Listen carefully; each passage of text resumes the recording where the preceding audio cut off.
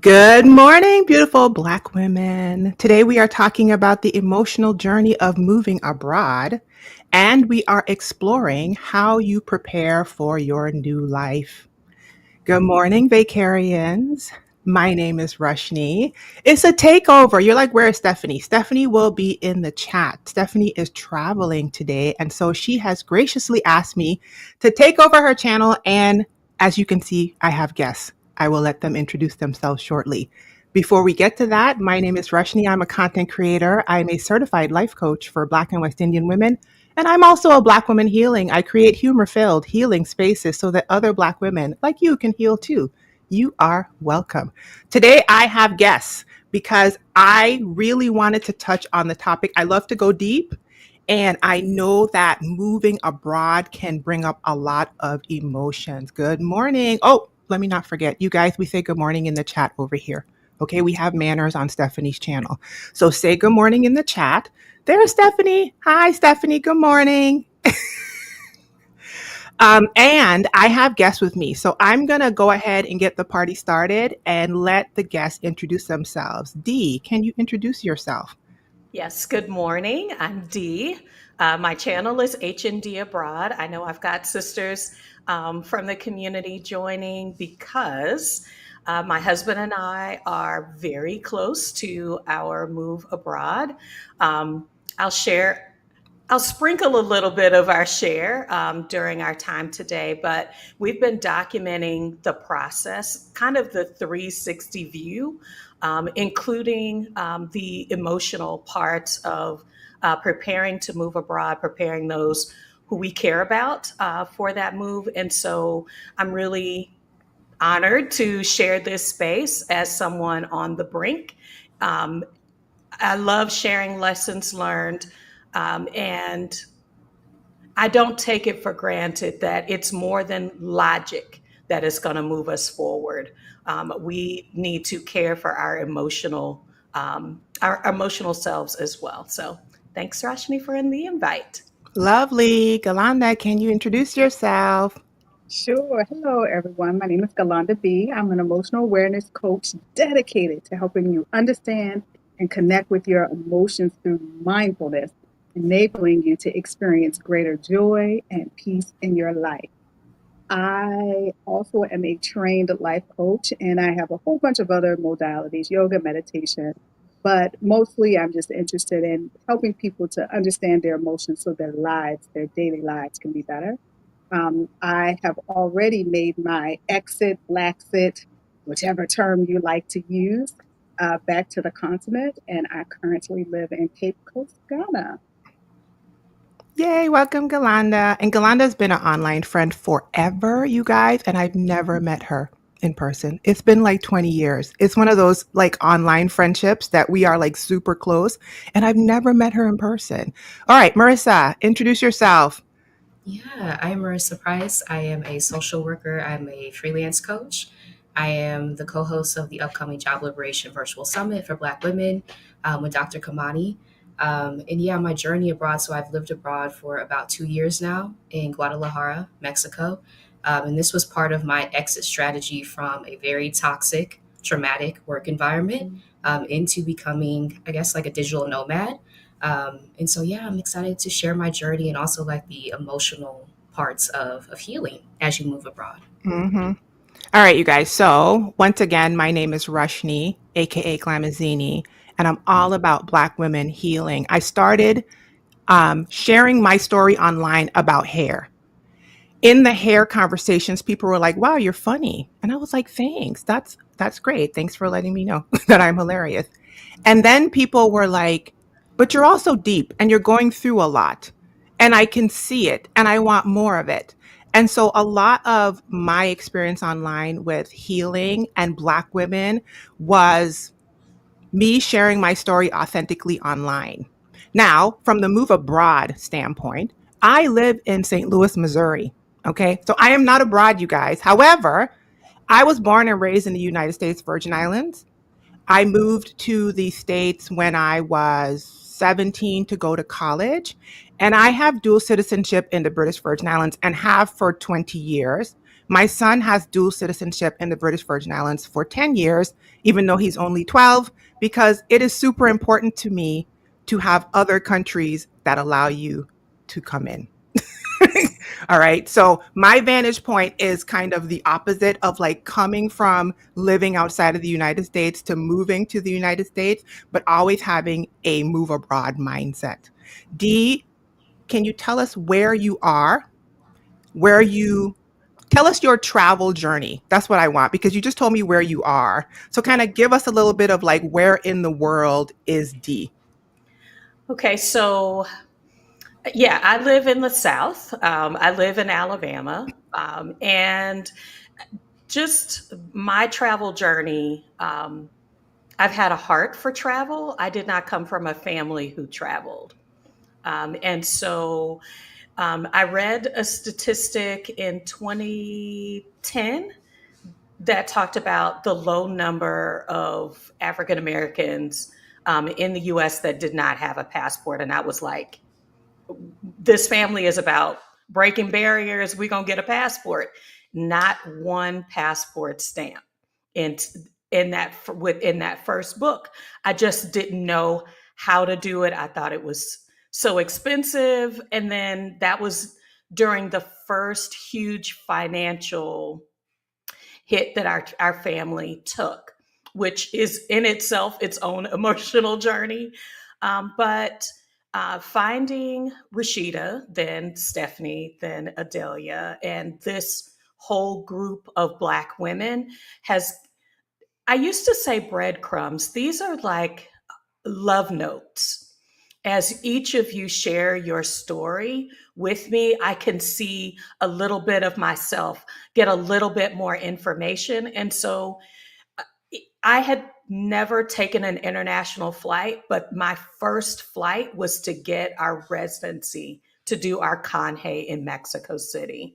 And I was just like, it was probably one of our first videos on our channel where you can literally see me shaking and shedding tears that this is a dream coming true, not because I'm a good researcher, not because I'm a bold trailblazer, but because my sisters have given love notes, words of encouragement, confirmation of how to do the thing that has given me at least the confidence to try.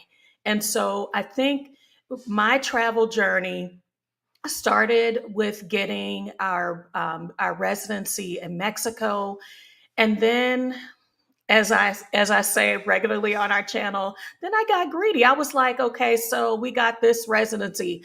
I want to be in places in the world for as long as I can be in those spaces, in those places that nourish my heart, my soul, my mind, give me the rest I've been craving as a woman now over 50. And so not only am I on this travel residency beautification love journey for, with my husband, but as a married solo traveler, this is opening up new opportunities even within my heart and in my space.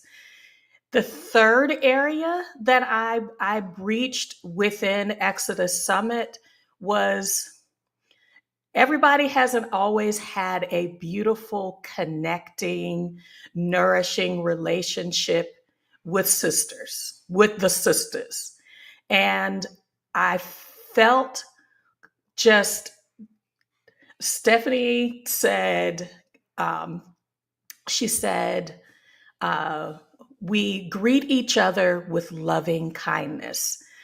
That was the first time I broached going into a space with people I have no idea who they are as an introvert to commune with 100 Black women in Morocco.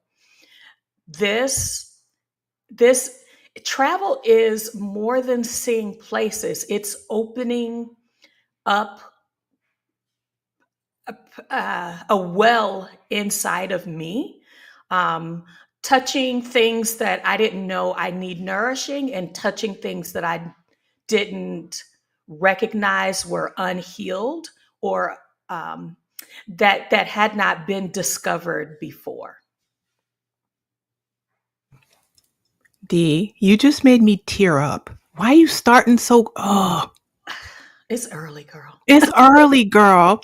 You said it's a love note. So I'm going to say this and then I'm going to let Galanda and Marissa talk. As a Virgin Islander, my perspective is often different. I take things for granted. I've had a passport since I was like, I don't even know, I'm 13. I, I don't know. I've had a passport forever. Oh, sorry, Dee. I've traveled the world and took it for granted. When you said you had no stamps, I was like, oh, right. That is often the lived experience of many Black women here in the States who aren't shown this opportunity to touch to touch other people's cultures, to like live within the culture.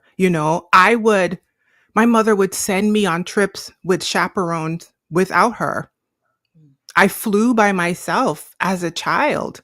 Um, so when you said that, it was like, she's right. We are the possibility models, right? And people like Stephanie or Rashida, especially, have a lived experience where they can share something so beautiful so that someone like you can see something that I may have been taking for granted. Because like I said, I don't even know which passport I'm on. I'm old now. I'm getting to 50. So I started in my teens. So what's that? Four of them? I'm on my fourth one. And you're right. I would revel at the stamps when I was a kid. I thought it was kind of cool to see like what the different countries had.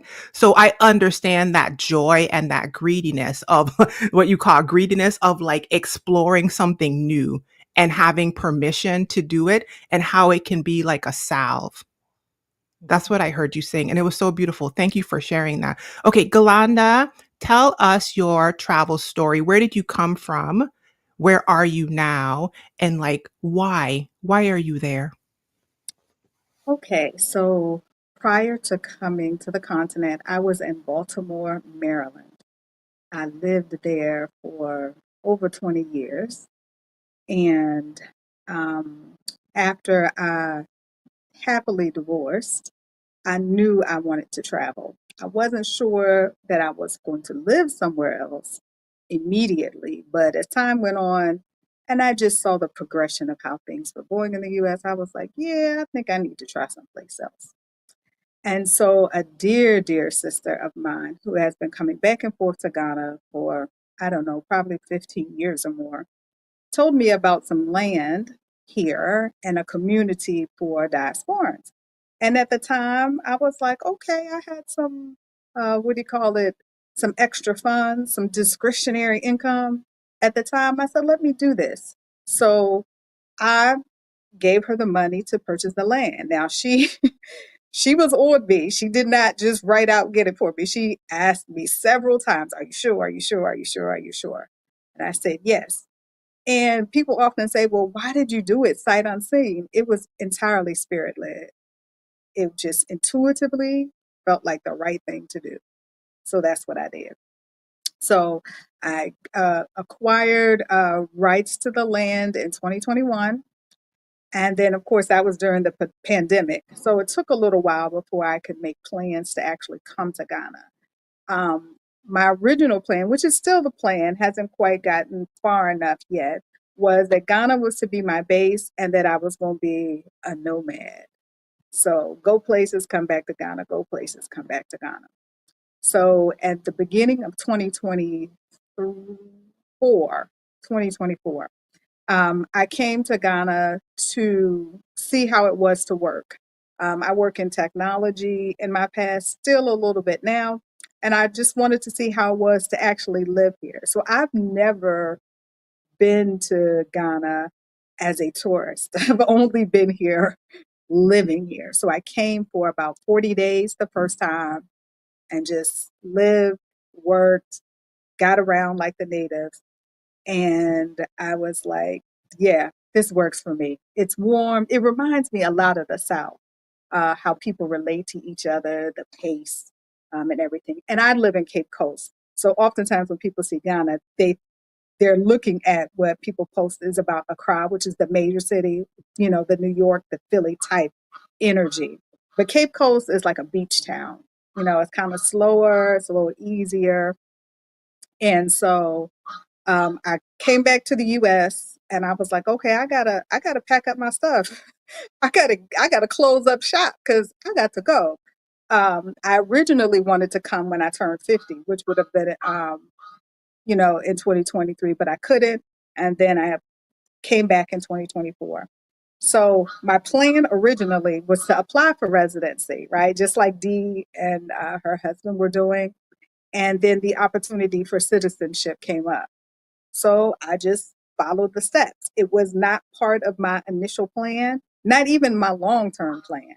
It was just, I was going to come, get my residency, live here. But I am grateful and fortunate enough that that opportunity came up. So I came to Ghana in September, did all the steps, and was confirmed as a naturalized citizen in November. And so now I'm a dual citizen with my two passports, happily living in Cape Coast, Ghana, still figuring out some things, but nothing so heavy that will make me want to do anything different than the way that I did it before. Amazing. Had you traveled a lot before, Galanda?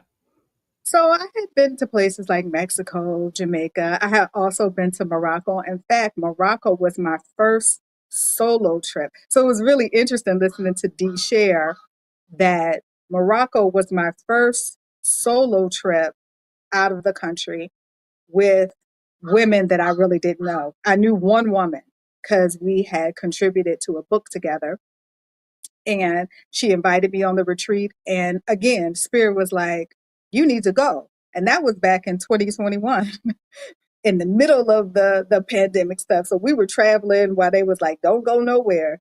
Still came to Morocco, out near the desert in Hamid. It was a very beautiful, moving, transformational experience.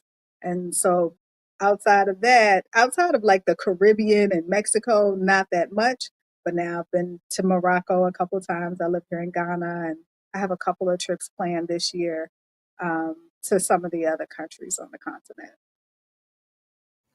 Okay, thank you. Marissa, tell me your travel story. Tell me about it. I know you're from St. Louis, and I I'm am. not going to go into St. Louis stereotype because when I moved here, I was like, what's happening? So tell me your story Yes. so I could see if your story aligns with the stereotypes that I found when I hit Missouri. Go for it. Yeah. So the first time I traveled abroad was September or August 2022, to Mexico City. So that was my first trip outside of the US.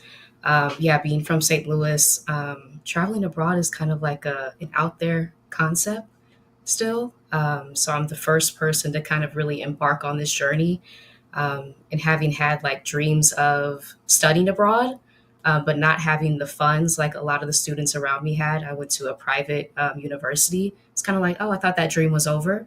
And kind of stumbling across Rashida Dow's group from Burnout to Bliss, which was kind of my pathway into Exodus Summit, realizing that this could be possible for me too. And so taking that first trip to Mexico City changed my life. I had taken FMLA leave from a very toxic, traumatic work environment for 11 weeks. And within that, that's when I went to Mexico City for the first time. And just the kindness that I received from people there, just being able to breathe much more easily, realizing that I was not the problem. Kind of the puzzle pieces started to come together. And then I realized like I wanted to be like a digital nomad and kind of travel more and live outside the US and see what that was like. So yeah, I moved abroad to Guadalajara almost 2 years ago now. After that initial trip to Mexico City, a scouting trip in Playa del Carmen, kind of trying to scout out which place in Mexico felt the best. Um, in choosing Mexico because it was still in close proximity to St. Louis if I needed to get back to my family. And so, yeah, this journey has been definitely a spiritual one that I wasn't really prepared for, like the different emotional things that would come up, healing from the trauma of a toxic job, connecting the dots, right, throughout my educational experiences, workplace experiences, and just always kind of having felt like a problem everywhere I was in the US, right? Being a truth teller, being on this path, and now being in Mexico, in Guadalajara, being surrounded by a lot of wonderful people who have poured into me, have like poured life into me, has been something I really couldn't have expected. But I'm so grateful to have stumbled across from burnout to bliss. Again, being in that toxic work environment, planning my exit strategy, and then kind of going from there, right? And becoming a virtual assistant, digital nomad. Now I'm a freelancer helping other Black women kind of chart the path to freelancing to escape, right? These really toxic, traumatic work environments and take your power back into your own hands. And I feel like travel and moving abroad was a huge part of that for me. Um, when I first moved to St. Louis, it was one of the first times I had met adults that had never been on a plane because Yeah. I'm from the Caribbean and I went to school at Carnegie Mellon in Pittsburgh. So it was a melting pot of humans from all over the world. And I moved here, and time after time after time, I met people that had never, not traveled. They had never been on a plane. And being a person from the Caribbean, I was so astonished by that. Somebody said this, let me see. Aja said, I love that Reshni is affirming D in such a beautiful way while checking her own privilege experience. It's lovely to witness. When I tell you, I had no idea, you guys. It took me living in the States now for more than half of my life to understand that my upbringing, where I would move between countries on a daily basis, because the US and British Virgin Islands have ferries that run between them. So a passport was just like something I would toss around. I would be in 3 different countries in one day through like flights. And as a kid, I would send people to places to get like food. And my experience was one of privilege. It when I tell you, it didn't dawn on me. That's why you made me tear up just now, Dee, when you said that, because I realize how much liberation there is available and how much comes up for you when you're given those opportunities. So let's talk about some of that stuff, because Marissa touched on it. Marissa touched on her desire to basically get the hell up out a toxic job experience. And I want to ask the question of, what's the question? What do you think moving out of your choice to move, if you've moved already, or your desire to move, since D, technically you said you guys haven't, um, what have you discovered about yourself that's healing? And also in there, what I'm thinking is, what are you trying to remove yourself from? Is there anything that you're trying to remove yourself from that you've discovered since you've moved? Anyone?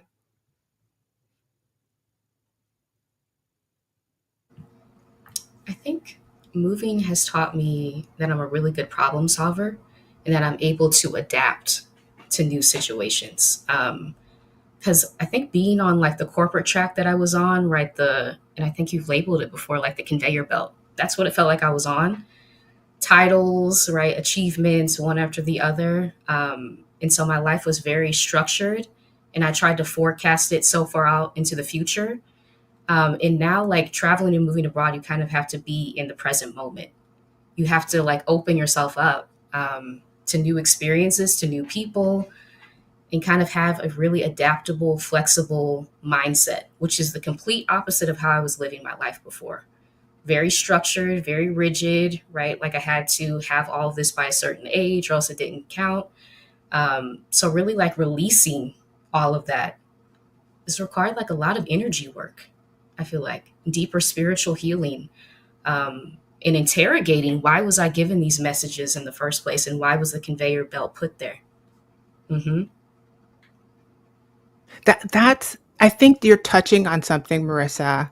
And I do have other stuff I want to get to, but I want to stay here for a second because there's a rigid, you're calling it the conveyor belt. In my mind, the conveyor belt, if you guys on this channel don't know, is my way of visualizing the hierarchy and the steps that we are told in America that will get us the prizes, basically, right?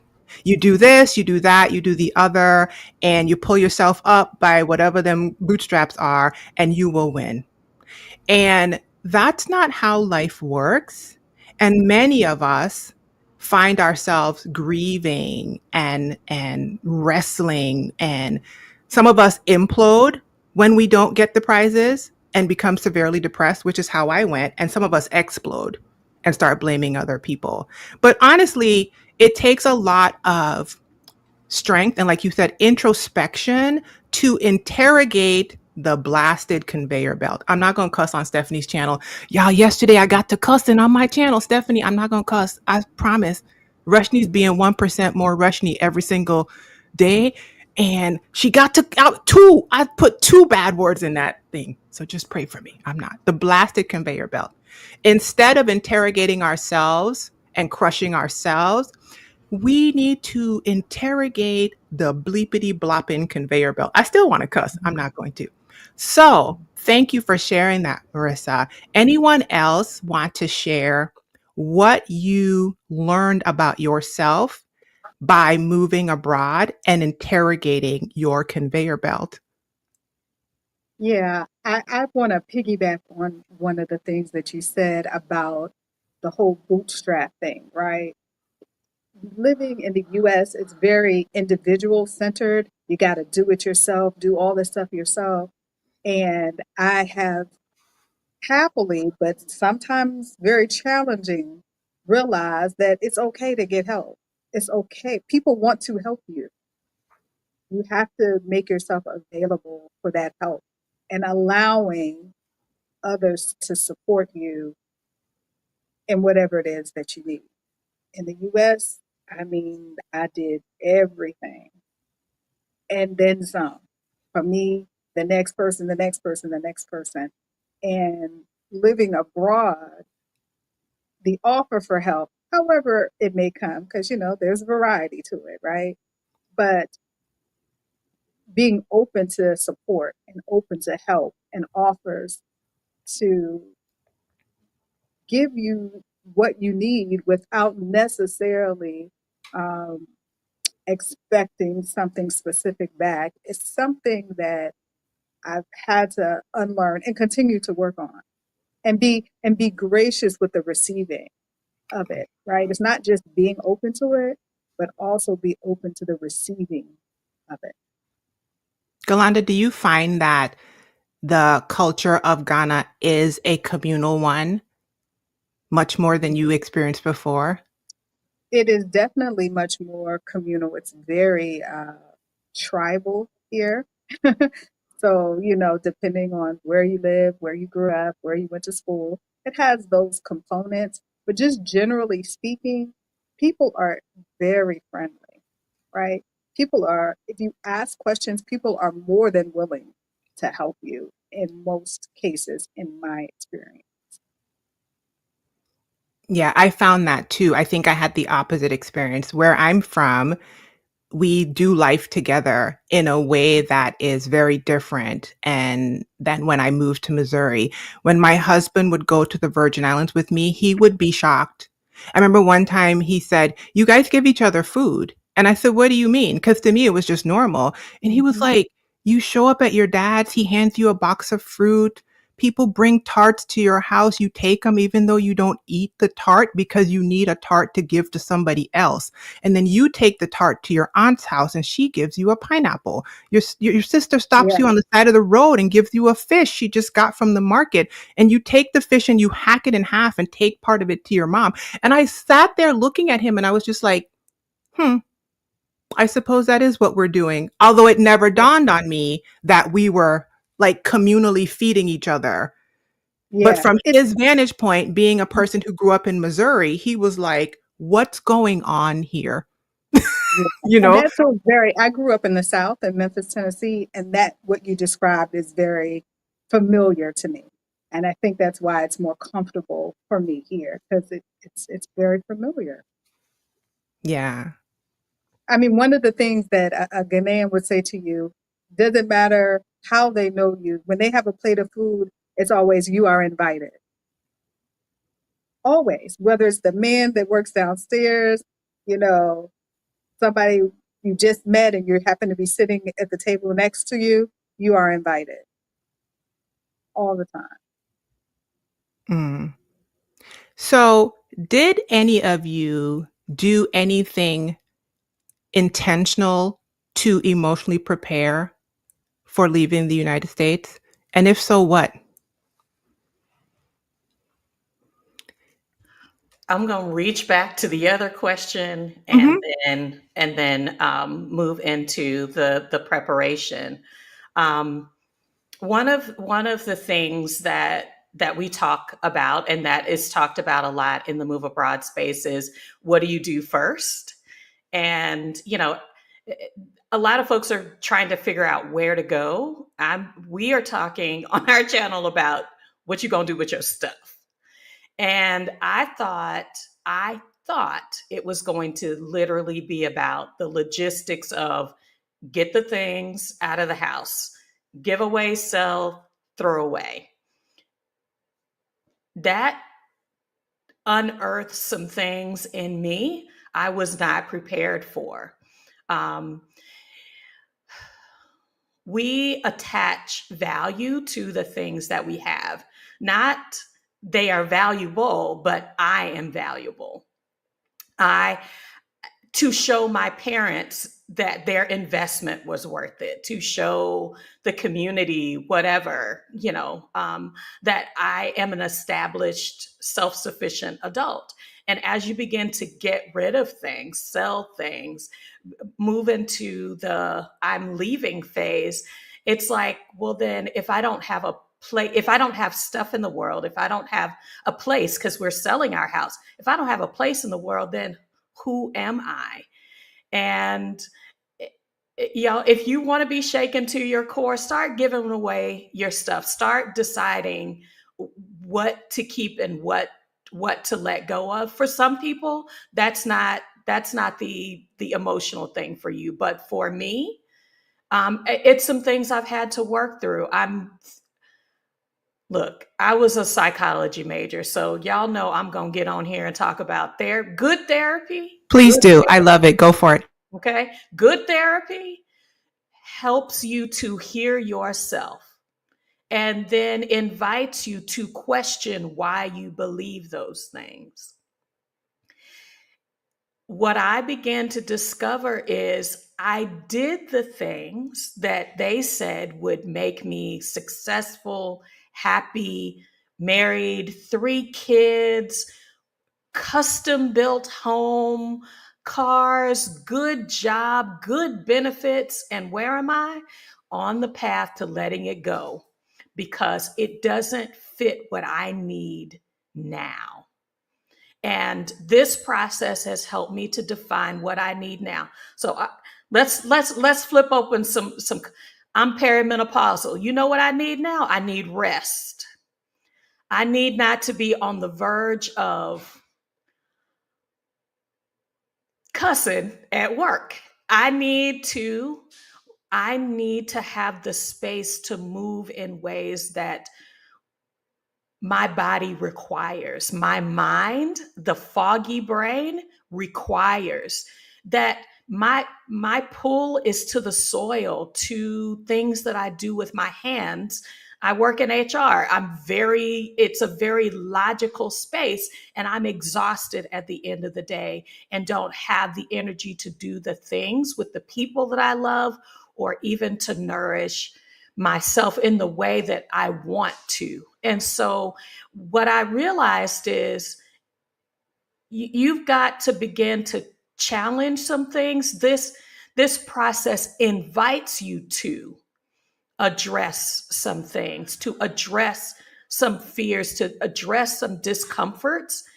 Hey, I'm married, and people think, oh, it's so easy for you because you have a partner. You guys, are dedicated to this process. What I realized is that I need to be prepared for a life that does not include my spouse, because life itself is a gift that we're given until that is not the gift we have. And so at 50 plus, I'm just beginning to recognize and address and confront some things, but not unsupported. Accountability partner, accountability group, the sisterhood has meant and has been such a rich experience. But a good licensed counselor will help you to not just go through things, but will help you look back on how you got over. We done been through some things, and we need to be able to look back at how far we have come, to be able to say, I've had a desire to be somewhere, and now I'm on a path to being in that place. We should celebrate ourselves, be in spaces, find your tribe.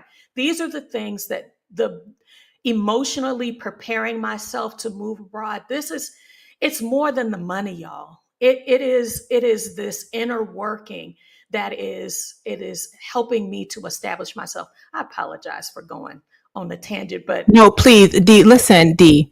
If you were going to preach when you came, you should have told me to bring my tambourine. Oh my God. Mary said, I can definitely relate. I left 5,500 square foot home full. And here's the question I have to ask. Was it full of you, though? Or was it full of what America told you? Not you specifically, Mary, but everybody listening. We fill our houses with these things and check the boxes. And like Dee said, that might have served you then, but who are you now? Dee says she needs rest now. She needs movement now. The things challenge this question of like, was this me? Is this me now? And the fact that we are allowed to ask that question now, no matter what time of life we're in, we get to say, does this serve me now? I saw so many people in the comments sharing your sentiment, D, of decluttering and how decluttering triggers so many things in people's nervous systems, in people's emotional experience. And I believe that some of that is the cultural conditioning of America, like you alluded to, right? How we are told that our identity is in our possessions and what we create and what we buy and what we can present to other Americans to show them that we are successful. Come on, tell me I'm not preaching, okay? Because why did I buy a sob? Did I want a sob? Or did I know that my Carnegie Mellon sticker on a sob was going to make me look better in the hierarchy? You see what I'm saying? So I could show off the sob. It's like, did I want it or did I want people to see me having it? You see what I'm saying? D, that's what I was like. D came in here to preach. I'm missing comments. Okay, I'm missing comments. Anybody else wanted to jump in while I check people's comments? I think therapy was essential for me too. So in the process, so my therapist was the one who wrote the letter for FMLA for me to take the leave from a toxic job. And it was her that kind of reflected back to me, like, I don't think it's you. Because I had come into therapy initially being like, can you help me like navigate this environment? I'm not used to this, right? I'm having all these physical symptoms. And her reflecting back to me, like, I think it's the job. I think you're fine once you leave this job environment. And so that was kind of like the light bulb moment. I was like, oh, okay. And so that's why I make it kind of a point to share on my channel all the time to externalize what's happening to you. Because so often we can go internal with what we're experiencing and start to pick ourselves apart from the inside. when really it's just the environment that's wrong. And once you have that realization that you can extract yourself now from there, like so many new portals of understanding and awareness open. Um, and also, I worked with Coach Yolanda, who's a spiritual life coach, and having her kind of guide me through the process of reclaiming ancestral gifts, which I wasn't aware of right before working with her. Um, and just working through like why all this time feeling like I could not fit in into environment after environment after environment in the US, um, and kind of reclaiming the parts of me that make me special instead of feeling like I have to hide or contort myself, take off pieces. That was essential to moving abroad in the healing journey. Mm-hmm. Okay, so this is a great segue into the actual question that inspired this conversation. Dee, you had asked about the mindset shift of your finances. Do you remember your question? She asked it on a different video. And when Stephanie invited me, I was like, ooh, I want to talk to Dee about that because when I was listening, I was like, what a great question. So share your question and let's get into the money mindset and funding yourself and the mindset shift. Yeah, so I was asking Rashida and Stephanie. They do wonderful coaching in Exodus ASAP group, and you know, money is what we need to fund our lives. And I am not retirement age. Neither is my husband, and we don't have anything that is going to generate funds while we are outside of the US. And so like, yeah, I know I need to do those things. I understand the logistics. Okay. But like for those of us who have had financial trauma previously, and I'm thinking about people who may have grown up in public health, we call it resource poor. The poor resources growing up, or those of us who have experienced job loss, or prolonged job loss. 2008, 2010, 2011, my husband and I lost my federal job. He lost his county government job within 2 weeks.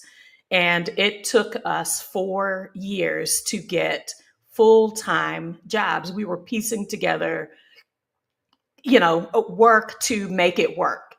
And so for those of us who are moving from the job is my savior to I fund my life, there's an emotional component that I was just like, how do you get to a place of feeling safe in the move abroad when you are doing it when you're funding that life in a different way that can fluctuate, that can stir up those feelings of doubt, anxiety, worry, because I'm not moving. I am not upending my life in the US to invite new drama and trauma into my life.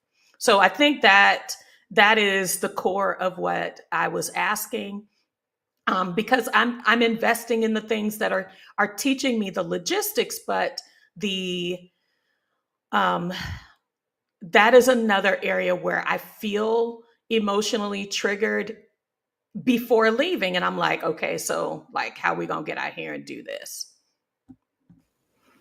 Thanks, Dee.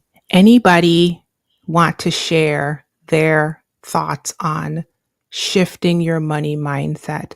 Specifically, if you're willing to say, what did you do to make money in the United States? What are you doing now? And have you discovered anything about yourself in that process? I see the thoughts thinking. Yeah. So I will give the disclaimer ahead of time that I don't think anyone should do what I did. which is I had some part time work, but I didn't have a firm idea of what I was going to do once I moved. The reason why I felt confident in doing this is because I have confidence in the skills that I have. Like, I feel like whatever it is that I want to do, I can do it, right? In the US, I was an IT professional who works at the federal level as well as the state. So I am very familiar, Dee, with that level of comfort that you can have working in that kind of environment. I also worked as a consultant and I teach higher ed also. And so those two kind of side jobs that I did, I said, okay, I know I can do these location independent. But going back to the real question is, how do you shift your mindset is you have to start to come with curiosity about yourself. Because we're in these jobs, we think that we can just do this one thing, right? But Marissa was saying, kind of look at yourself from the outside, and you're so much more than what that job skills are, right? What people are seeing in you and what you're able to do is so much greater and wider than what the job is.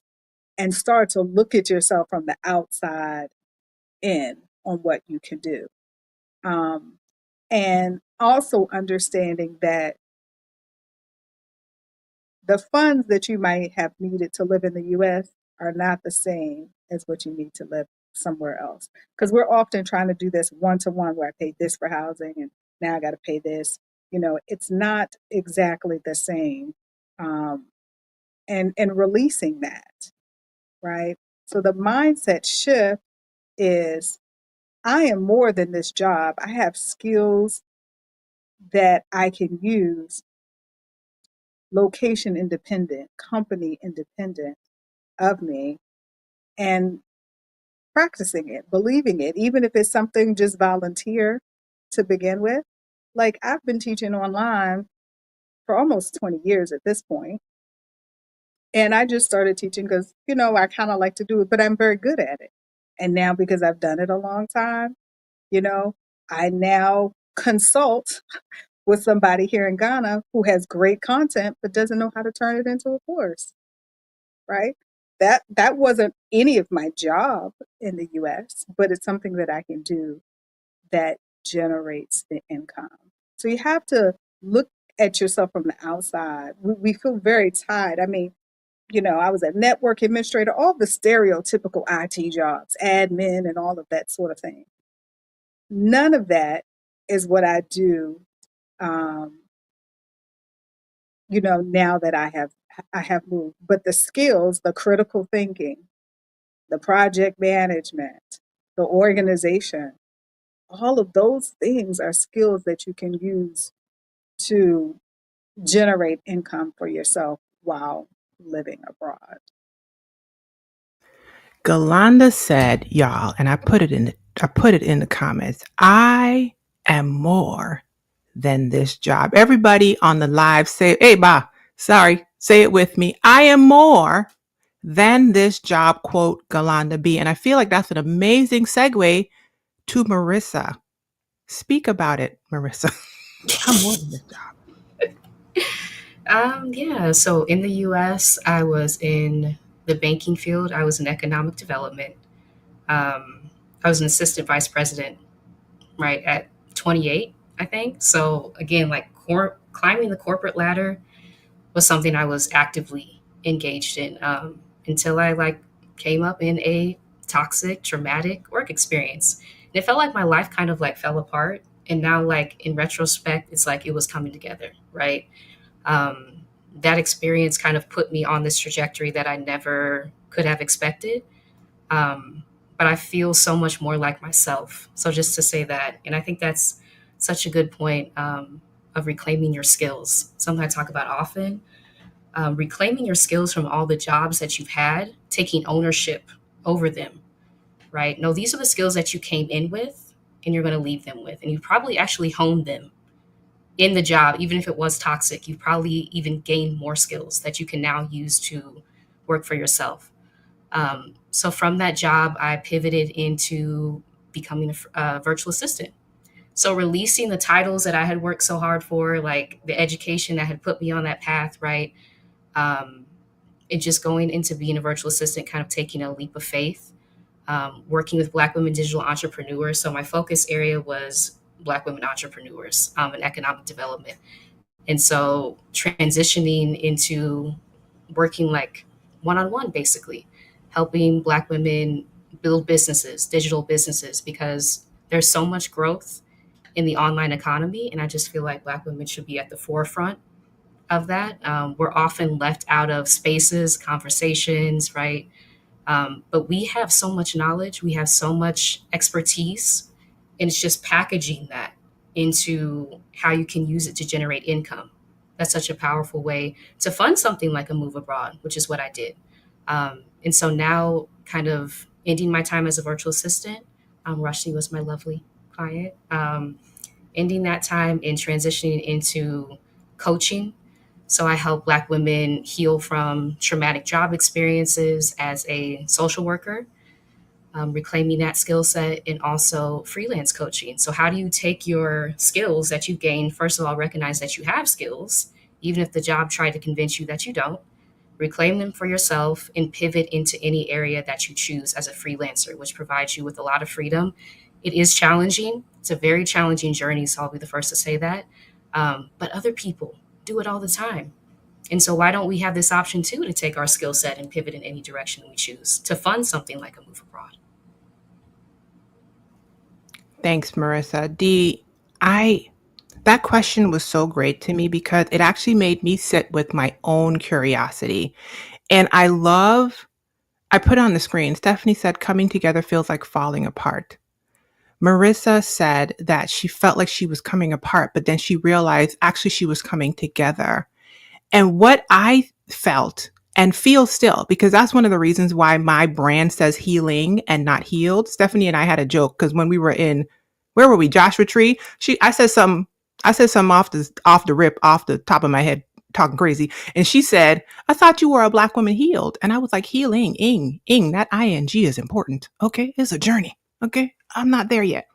But what I hear you talking about, Dee, is valid discomfort from almost like detoxing, unlearning a system.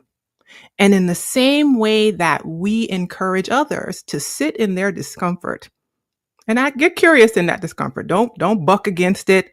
Don't fly. You know what I mean? We too have opportunities to interrogate our discomfort. When you said the thing about the finances, I too have had that because I have a corporate background, which ended when I was pregnant with my son. So it ended 12, 13 years ago when my contract ended and I decided to become his full-time caretaker. Then I was doing my online work as well as a part-time, annotation job on the side.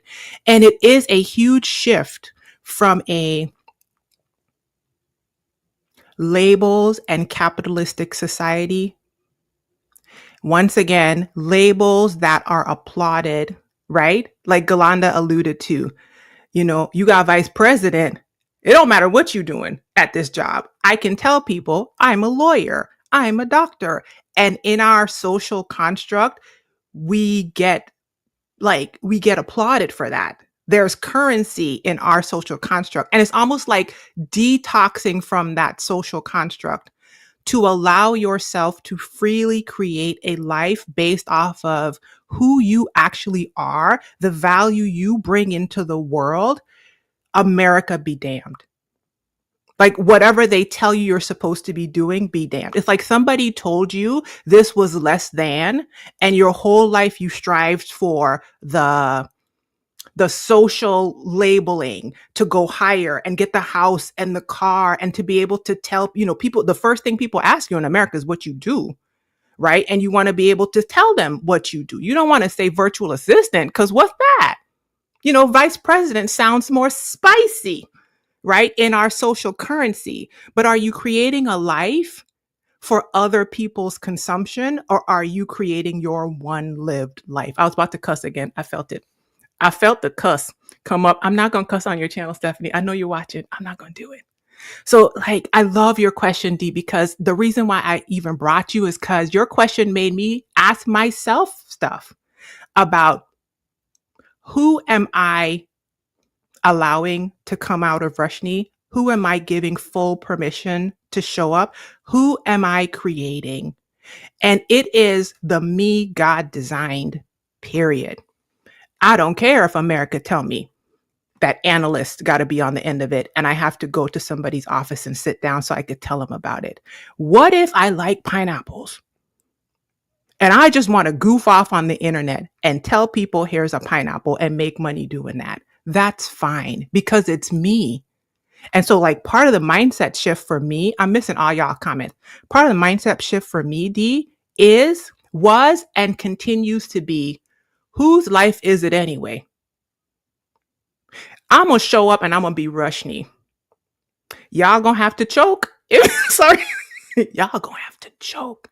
Okay. If God made a happy-go-lucky, almost 50-year-old who likes pineapples and is out here trying to impact Black women on their healing journey, make you laugh, make you think.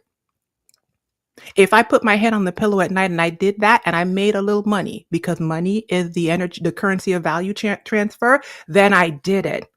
America be damned. That sounds horrible, but that's literally where I am. And so it's the shift came when I was like, I was trained to be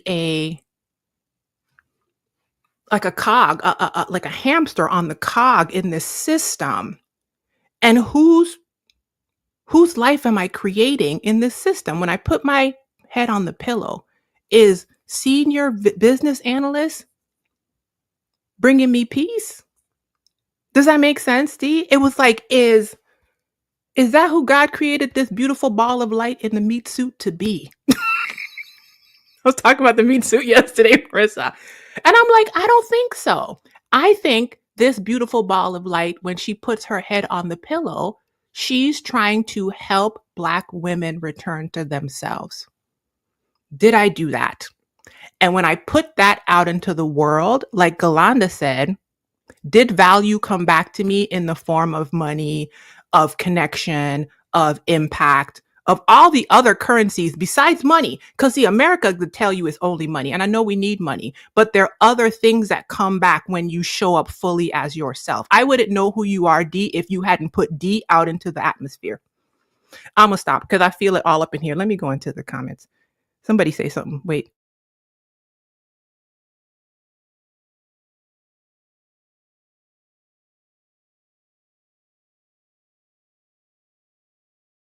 Let me look at some of the stuff I start. Jump in if you want to say something for a second, you guys.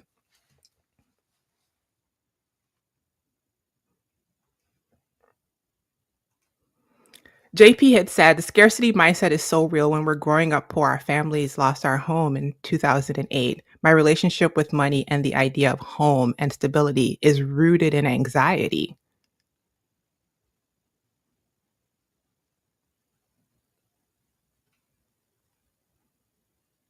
I think while you're reviewing the comments, one thing that I want to emphasize, which people talked about in the comments as well, is having a licensed, credentialed support person during your process, right?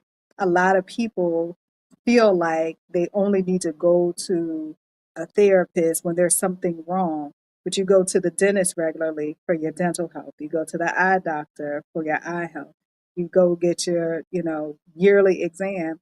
Why don't you think that you need some regular support for your mental health when that's the thing that runs everything else? Everything else, right? And I'm a big believer in a team. The therapist is part of the team. You might have a coach part of the team. You might have a nutritionist. You might have a fitness expert. You have your accountability partner. Doing life alone ain't where it's at, y'all. Like Dee said, that sisterhood is deep. It can be really supportive.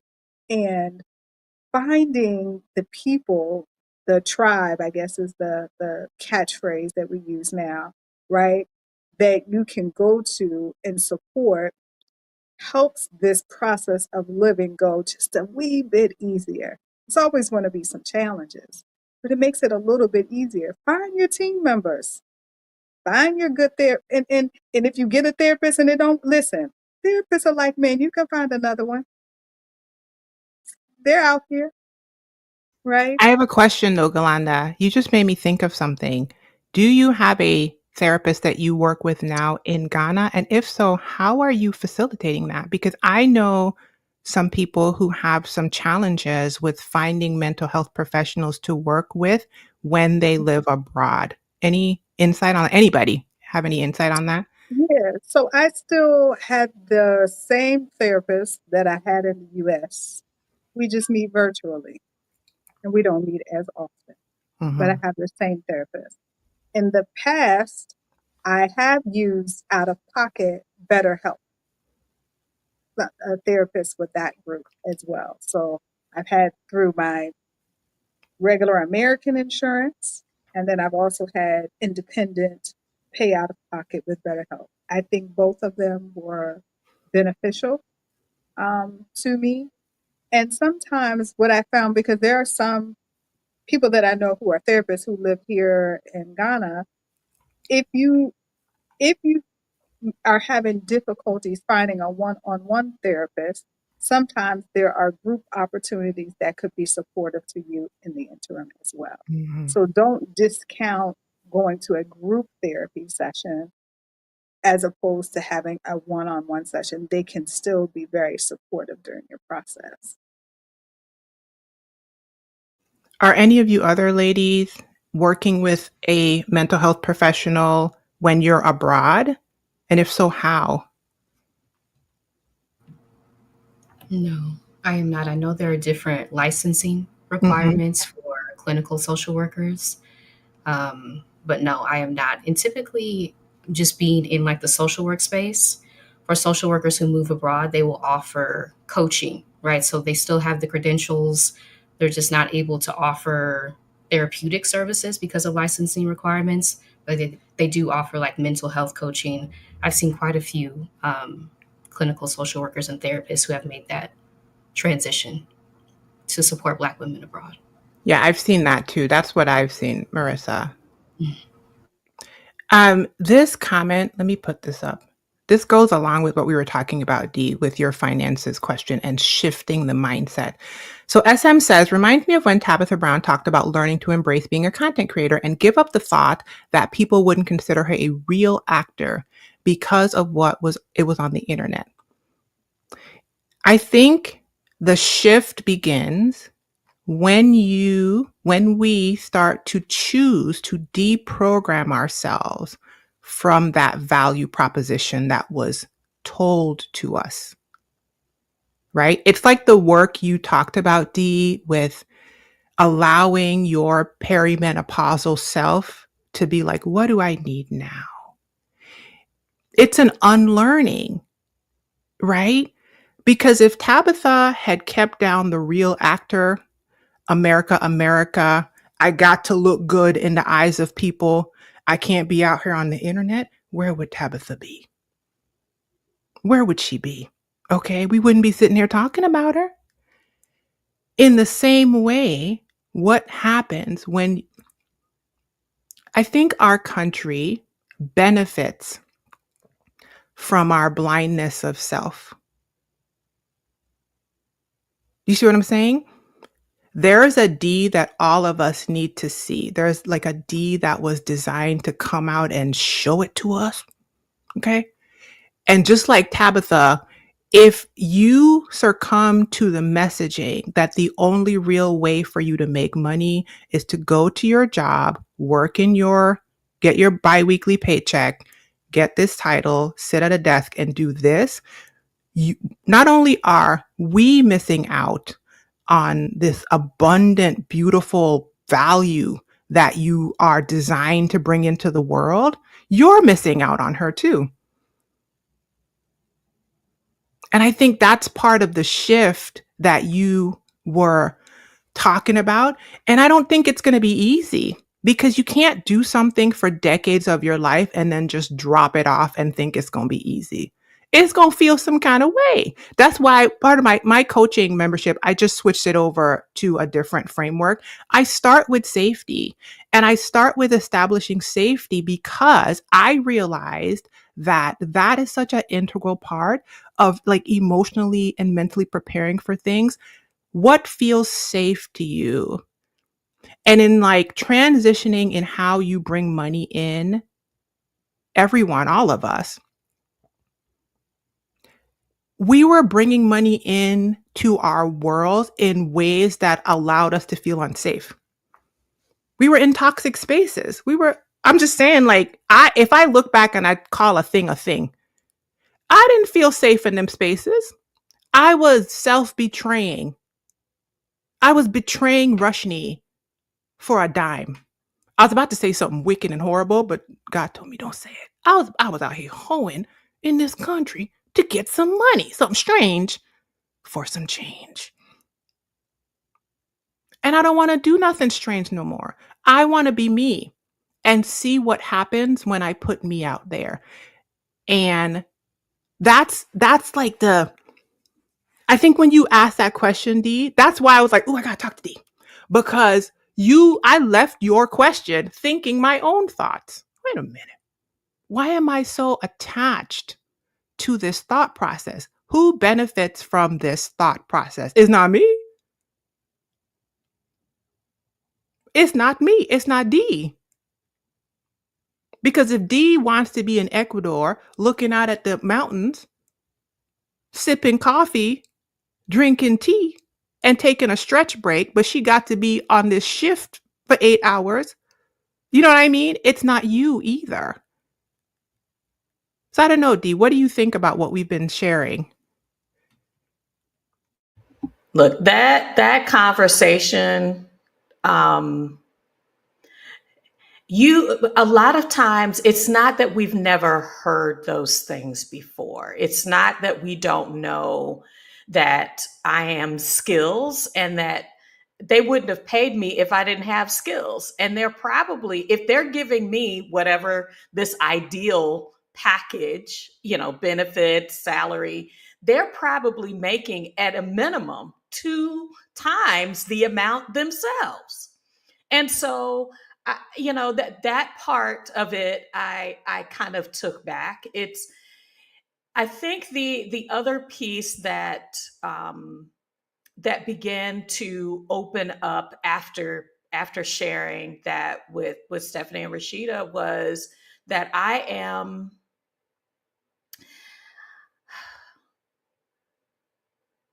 if my skills could work for them, they can work for me. And then the next piece was confronting. And a lot of us that were in the Get the Next 3 Clients Challenge said the same thing. But do they want to buy it from me? That is not a them issue. That's a me perspective issue. A lot of things happen in your 40s and in your 50s where, yes, we're liberated. If it's in our brain, we're probably going to say it. But a lot of things, if you're open to the mindset, I think a lot shifts within you if you allow it. And dealing with some of those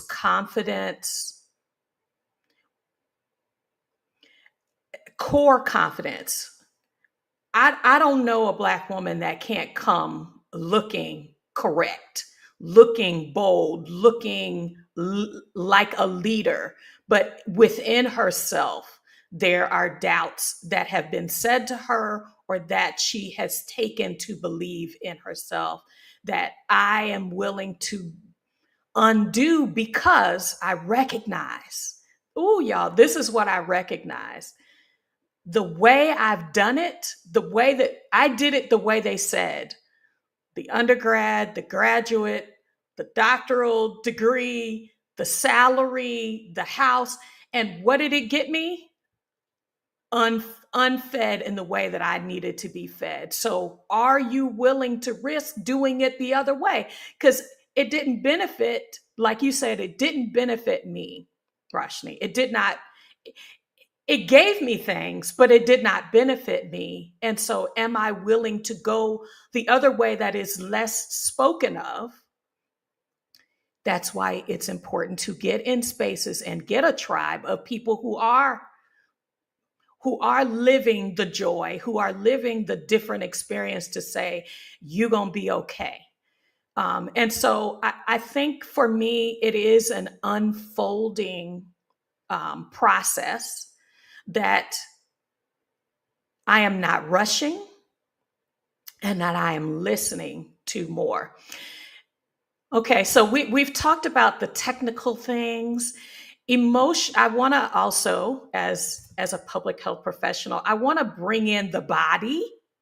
So we're experiencing things emotionally. We're talking about the mind, but when we begin to talk about how this shows up in our bodies as Black women, high blood pressure, diabetes, I'm talking to more Black women who are saying there is not adult onset of attention deficit disorder, ADHD. This is something I've been living with and coping with and fighting. And I have been using medication to push me into the focus areas. I'm leaning up against these things and I'm saying, I can do better for myself, when I can hear that my heart is racing. What do I need to slow it down? Do I need do I need medicine to slow that down? Or do I really need to say, where are the stressors in my life that I need to let go of? What are the things I need to stop saying to myself? They need me at this job. That desire to be needed, wanted, that it will fall apart if I'm not there. And I'm not just talking about the workspace. Okay, let's bring it home. As a wife, as a mother, where are we placing ourselves where we feel like we're the strategic glue that will, things will go undone if we're not present, that we're not giving in the way that we have. Hey, between 40 and 50, your body will start telling you, we can't do this. We can't do this like we've done it. These all-nighters, getting up early to fold clothes, going to bed late to have that bit of peace.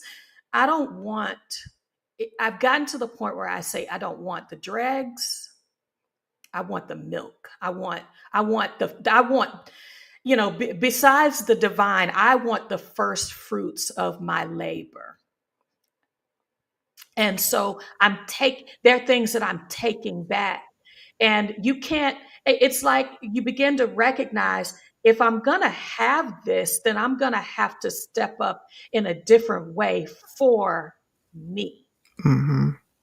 For me. So that conversation, there are pieces before it, there are pieces after, but I'm hoping that as it did for me, it continued to ripple out. Dee, can you talk about, and all of you ladies, can you talk about how moving abroad can help you do what you just said, Dee, which is, how has moving abroad factored into your choice of embodying Dee's one lived life? Let's see. So for me, I haven't moved abroad, but in the spaces that I choose, I'm not just looking for a visa match, where I can qualify for the thing. And it's not just being at a cost of living level that if if the pieces all don't fit, with the way that I'm doing, that it's low enough for me to feel like I can do it, even if I can't, make the one job or make the one thing work. It's not going to cause me as much anxiety. It's why we talk on our channel about the scouting trips and spending time on the ground, because vibrationally, I need to be in a space where people move at a different pace. Dee, spend some time there for me, please, because I think Black women, I watch you on your channel and I'm like, Dee is just standing there. Your husband's talking, and Dee is like absorbing the air, looking around and like seeing how it feels. Sit in there and express more of what your experience is so that Black women can feel what that feels like, because I love it. Okay, so I'm going to try to articulate it. On our trip to Costa Rica and to Ecuador, we went to Cuenca. What I began to recognize is, if you know anything about colors, colors impact your mood.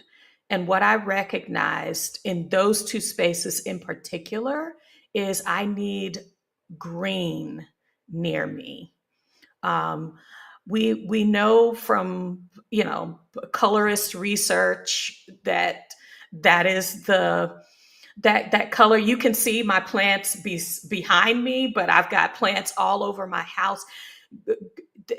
Plants breathe and are living things. Trees, they talk about how trees relate to each other. They are a community, how their roots. And moving water.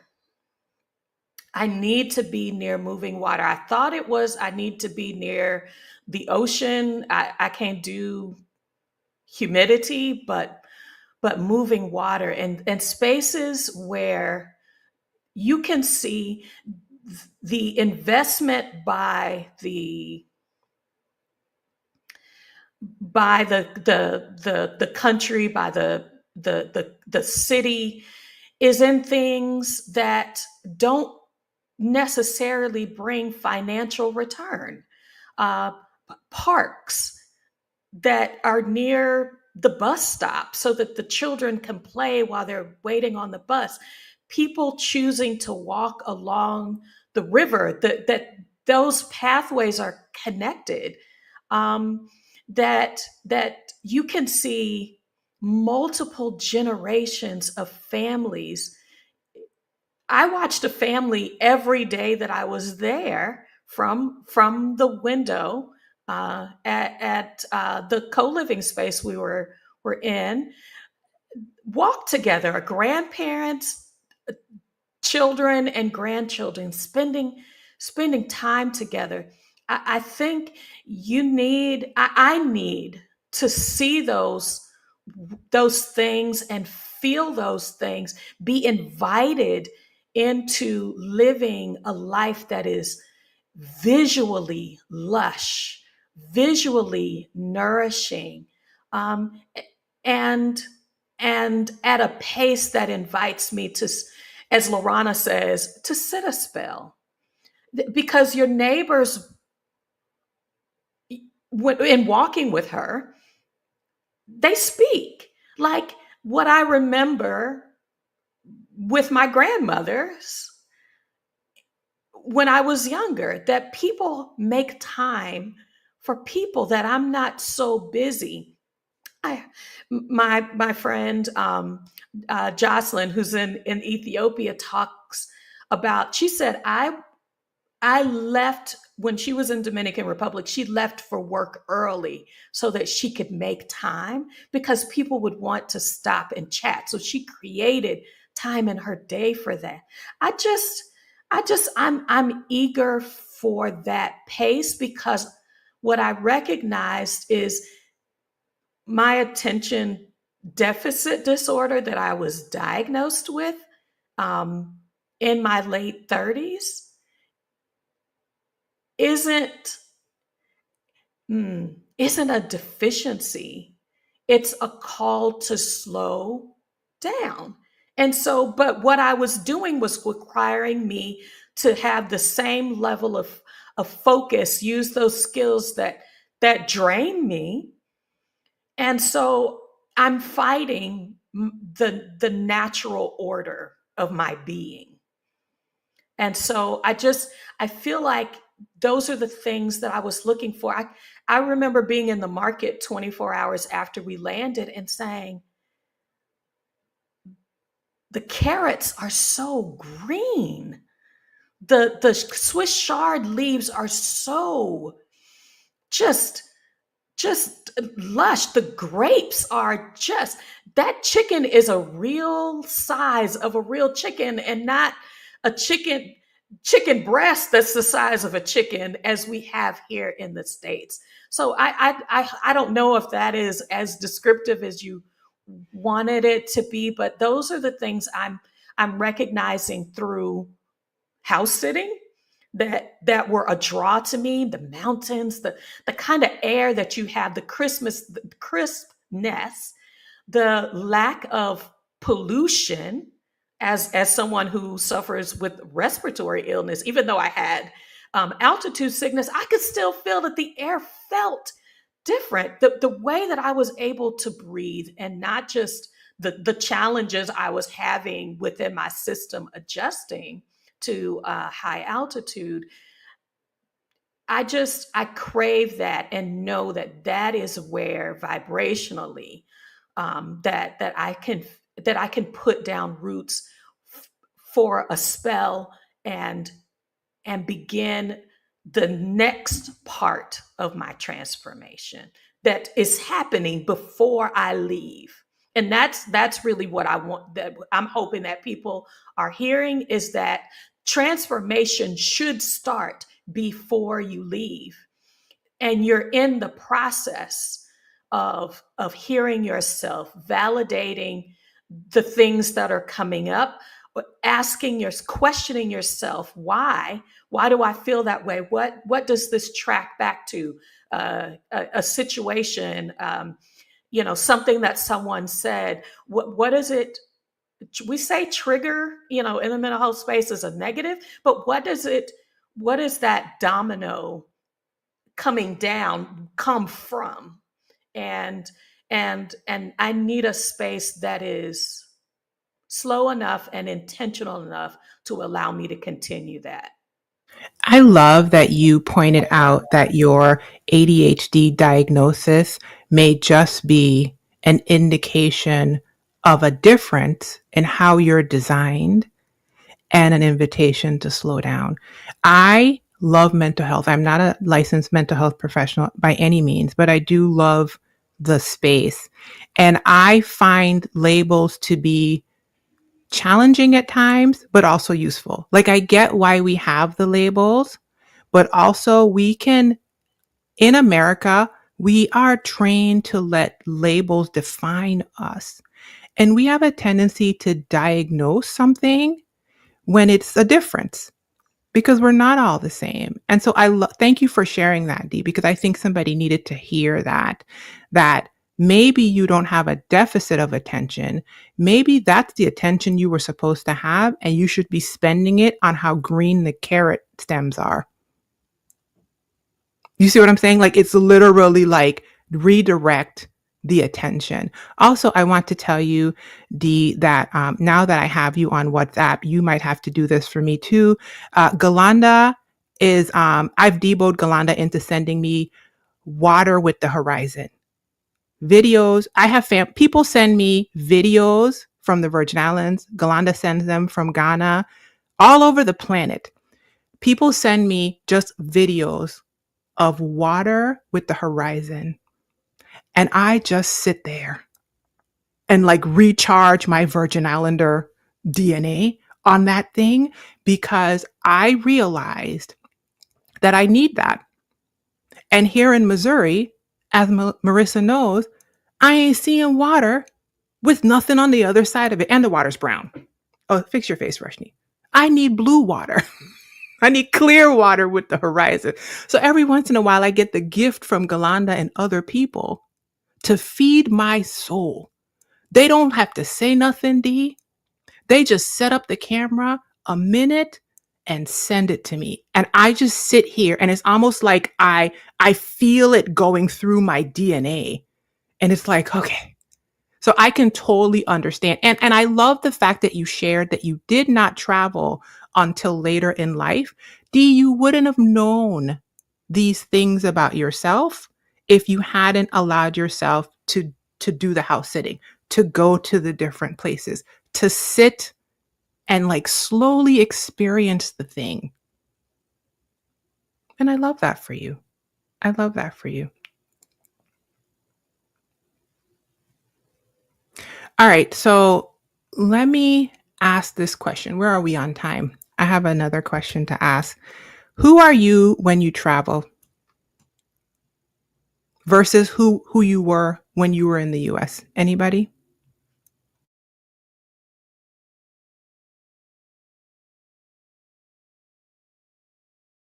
I would say when I travel, I am much softer than I was in the US.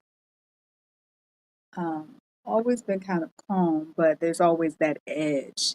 That edge that I had living in the US, I don't have that when I travel. And now living outside of the US. Now, don't get it twisted. I have lived in Baltimore and I was raised up in Memphis. The head be on the swivel when necessary.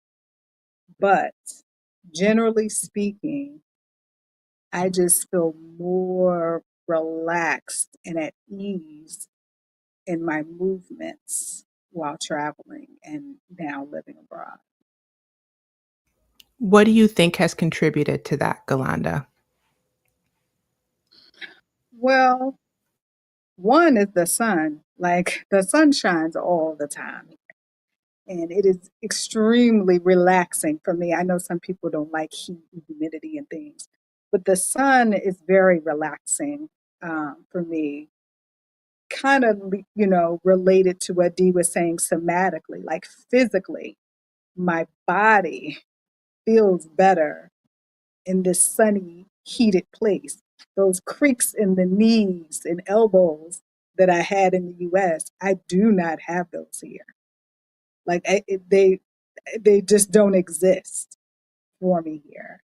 And so physically, my body is more relaxed and it's signaling to my brain, oh, you can be relaxed and you're okay.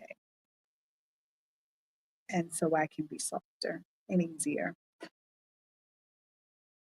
You can be relaxed and you're okay. Huh. Okay. I have to think about that, Galanda, because you're right. We're hyper vigilant here for a reason. Mm-hmm.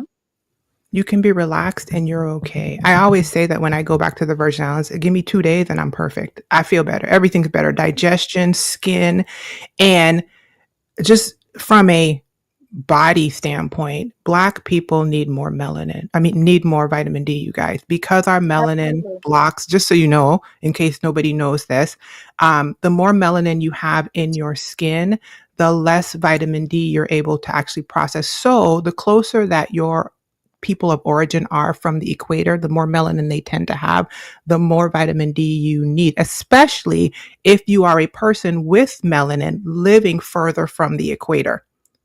So you're living outside of an environment that's not, you're still not getting the same amount of vitamin D. So make sure that if you are a brown person like me living further up, that you check with either your medical professional, although I would opt for an alternative medical professional because they're going to tell you to up it. The standard US medicine is going to tell you the same dosage as our counterparts. And somebody else going to be like, nah, girl, you got to double that. Right. But also, when you get in the sun, you're just exposed to a different level of sunshine. The sun in the Virgin Islands is hitting the earth it's different. And so I agree with you, Galanda, that like that sun changes. And I love that. I've never thought about that. You get to relax and like drop your shoulders. Huh. Anyone else? Who are you when you travel, and how does she differ from the you that you are in the US? I would say that I'm more open, trusting, inviting in play and adventure. Like a lot of these things that we kind of feel like are childlike, there's almost like a shame around them. When you travel, you're able to kind of pick those back up, right? So explore different places, try new foods, interact with new people, and it kind of reawakens parts of yourself that a lot of us have had to close off, right? Like you said, being in such a traumatic country, right, where hypervigilance, as you said, is required so often to ensure your safety, right? And once you're able to like come out of that, all the new possibilities, like literally the areas of your brain that you're able to access when you're not just solely focused on surviving day to day. It can open up so many new possibilities. Your creativity can reawaken. All of these things, because the US is a very fear based society. And I noticed that I worried so often. Again, I was very rigid, very structured, very like everything had to go according to the plan. Like I could not deviate from the plan. A lot of anxiety, right? And I'm finding like it was the environment. So often that we think it's us, right? Something within us that's lacking, but no, it is the environment that's causing this, right? Colonization, enslavement, the foundations of the United States um, cause a lot of these things that we have to do to survive. And what are you able to access once you're outside of that through travel? I think that's an important question to ask. Yeah. A lot of places outside of the US have that slower pace that allows the space for the pause. I think I said on my video yesterday that I know Galanda is big on the pause, okay? Not menopause, the stopping and pausing. The pause, the breath, right? She's always talking about that in her content, in her space, and just in her life, like just being your friend. You're always like, there's a pause. And I always say that awareness is the first step in healing. I think that our system here in this country dissuades our awareness by keeping us hypervigilant and constantly busy. When you remove yourself from the system in full or in part, whether it's bopping around like Stephanie says, house sitting, even in the country, in different parts of the country, but when you move abroad, part-time, take a break, take a sabbatical, and or leave entirely. You don't have to fight for the pause. It's like the pause happens to you, whether you want it to or not. And I wonder if you guys could speak. This is what's going through my mind. No matter where you go, there you are, right? I have a question about, is this escapism? I think Rashida talked about this on her channel because often people will say that the movement of Black women choosing to move abroad is just escapism. It's Black women hiding from the truth and running. And I feel like things have nuance. I don't know if y'all listen to me. I be going deep, okay? If everything is black and white, then, and that's the only thing that you can conceptualize, I suppose you could call it escapism. However, there's lots of stress responses to things. And yes, some women who are doing it could be running from. But everywhere you go, there you are, right? So when you get there, the pause is going to get you. And if you've never sat in the silence, like if you've never allowed, which America doesn't let you, let me see, I'm trying to find my question in this. What is that like coming out of one, do you think that moving is escapism? Is the first question. What is your experience? Two, is it wrong if it's escapism? Because sometimes you got to escape. That's the thought I have. I'm like, what's wrong with escapism? If you're being harmed and you have to escape, the paw's gonna get you anyway. So, can somebody talk about that? Because when I hear it, it's a negative. And I don't want anybody to be escaping because, like Dee says, the transformation can start now. You know, women, there are hundreds of women listening to this right now. And I believe the majority of them might be in the US. The transformation can start in the mind now. But was it escapism when you were moving? And what are your thoughts on that whole idea of they're just running from it? It's not going to be any different. Same you, different place.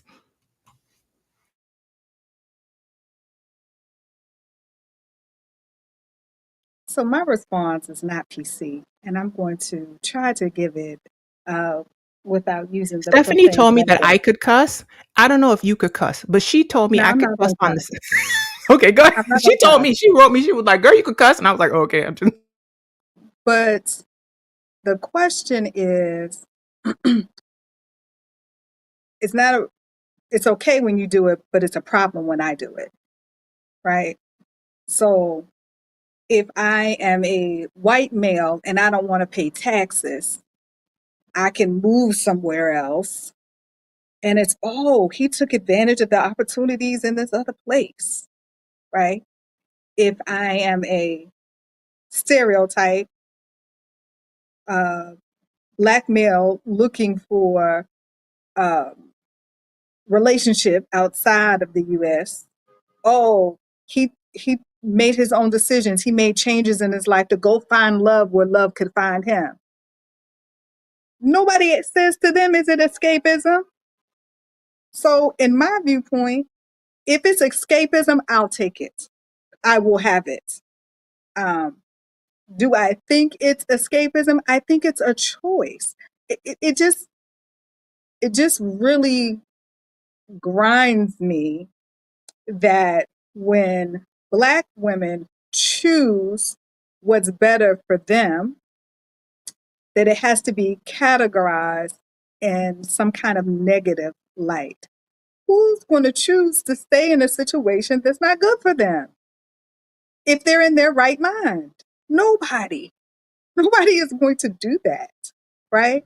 So if they want to categorize it as escapism, I'll take it. Put the label right here on my forehead. I'm out. Peace. Bye. Because I'm going to choose to put myself in an environment and in situations that are going to support my best self. And if that is not the US, then so be it. For some people, it may be, and that's okay, right? Just like some people may choose one religion or over the other. If that's what helps you be your best self, then you have at it. Uh, but don't try to demean my choices because they don't fit your narrative of what might be right or wrong. Did that answer the question? You Because better go off, Galanda. Hello. I saw you restraining yourself. She wanted to yeah, really I I saw feel you it. lean in. So she wanted to get that off her chest. No, get it off her chest. It needs to be heard. And Black Yeah. women need to hear it because the narratives are playing in our minds too, right? We Mhm. can become our own oppressor. We can become our own betrayer. We can tell ourselves the same thing. Well, I just need to stay here, but I'm not gonna let these people run me out. Listen, matter of fact, Marissa say something. So I don't want to talk no more. Somebody talk about that. I'm not going to let these people run me out of this job. I'm not going to let these people run me out of this country. My people built that.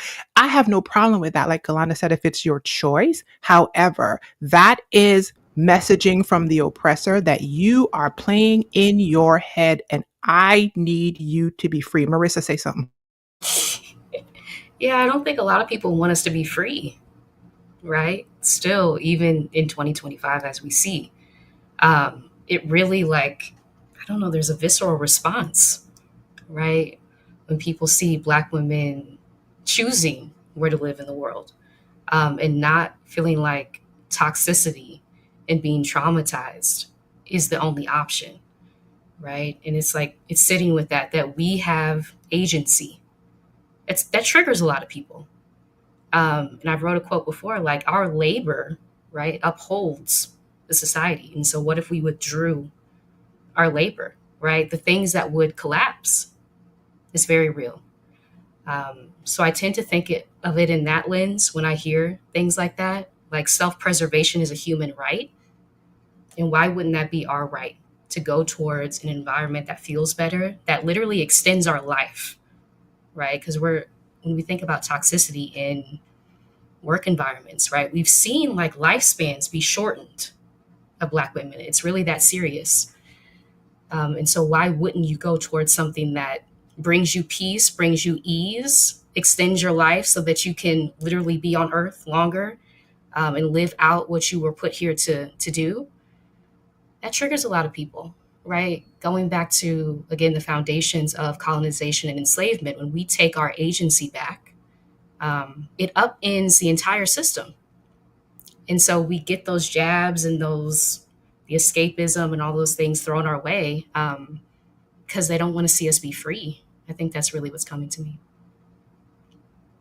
As a person who grew up in the Caribbean, born and raised in the US Virgin Islands, dual citizenship in the British Virgin Islands, and a world citizen my entire life, the concept of messaging Black women here in the United States, that them choosing the agency, like Galanda said, that they have, and they may not have known they had, to move freely about the effing cabin like everybody else. I didn't cuss.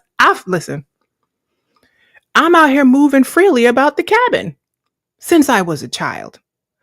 Ain't nobody told me I was escaping when I came up here to Missouri. Ain't a soul told me I was escaping when I went to school in Pennsylvania. Ain't nobody told me I was escaping when I spent back near months living in Spain. I'm free to move about the cabin. Okay? And it's like that messaging, you're right, Galanda, it grinds my gears because it's shocking to me as like an outsider looking at it and like, no, don't tell them that. Matter of fact, allow them to spread the wings this system told them wasn't there. They're not, it's not like they can't come back here. If we're on Stephanie's page, you will turn on this camera, Stephanie in Costa Rica. Next week, Stephanie in Morocco. 3 weeks from there, exotic Dover, Delaware. Where are we now? Where in the world is Stephanie San Diego? She in California. That's okay. If you choose that, and that's the messaging. I think that escapism thing, Galana, like you said, is another message to keep Black women distracted and in a position of capital in the capitalistic society. And you see this pushback when Black women wake up and go, wait a minute, we off that. They're like, well, who we gonna build it on? Because if y'all backs is on. And I need this messaging to go out to everybody listening that you are free to move about the cabin. We all here, girl, the captain has turned off the seatbelt light. You get up and go to the bathroom. Go, like, if you want to, it's available to you. And the messaging of escapism is a limiting belief being pumped into you. Ask yourself who's benefiting from you believing that you have to sit in harm and not self-preserve. Okay? Because D needs to see the mountains. And D needs to be in green spaces, right? You see what I'm saying? You're right. And like Galanda, she be going off vibes. You and D would probably get along, okay? Because a lot of times when I'm talking to Galanda, I'll be like, girl, I just chose it because the atmosphere told me it was right. She's like, I know that's right. I'm like, it's all spirit at this point, okay? It's not messaging. It's like I hear the messaging come up in my head and I tell the messaging, be quiet. What does Rushni need? Rushni needs to take off her shoes and go stand in this grass in the sun, Rushni needs to go outside and sit down in the grass in my backyard in Missouri. And I'm sure my neighbors think I'm strange, but whatever. And I also love that several of you brought up that. I think I did a video once called Your Silence is Killing You, where I was talking about studies that show that in women, this wasn't Black women specifically, but studies show that women are socialized to be quiet. And that women who specifically self-silence during conflicts, they were studying women who self-silence during conflicts in relationship, have higher instances of cardiovascular disease, higher instances of autoimmune disease. Your silence is literally causing havoc in your bodies.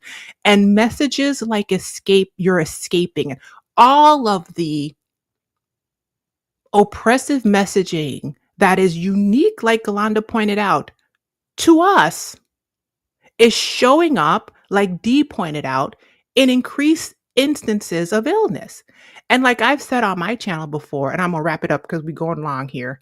All of us know a Black woman whose time ended, and we're all standing over her casket talking about she gave and poured out to everybody else. She put herself first, or other people first. She self-sacrificed, and she's gone. She's 60 something. We standing over her. Never left the country. Didn't even know she had wings. Never saw how green the stems of the carrots were. You see what I'm saying? The messaging is we are applauded for sacrificing ourselves into an early grave. And you have to choose to unlearn that messaging. I had come up with a definition of joy a while back. I made it up. In my mind, joy is when you realize that you have agency to create the life that you want. That's what I think. I don't think joy is necessarily just the pure exuberance. I think joy is when you realize that you're creating this thing and you start giving yourself permission to activate your free will. Because I have not seen a person who started doing that and the joy didn't come back to them. And I say this as a person that has been diagnosed with depression multiple times. These mental health professionals are getting reckless. They be diagnosing me and I don't even want the diagnosis. I'd be like, I got it. I get it. I'm depressed. But when I started to have the lights come back on was when I realized that I was living my life and I get to show up in it. And so if that means removing myself from an environment that is harming me, I can do that. Forget your messaging. All right. I don't think the conversation went where I thought it was going to go, you guys, but doesn't matter because I think it was a beautiful conversation nonetheless. Let me roll through the comments and see. I start a few things. People are in here saying joy is resting. Joy is freedom, right? Celeste says, no demographic is targeted with specific messaging by people not in a demographic like Black women. That's true. And so the pause that you're allowed when the transformation starts before you leave, and then eventually the pause that many places outside the United States foster gives you opportunity to become curious, like we were talking about before. To ask yourself who's benefiting from you doing X, Y, Z.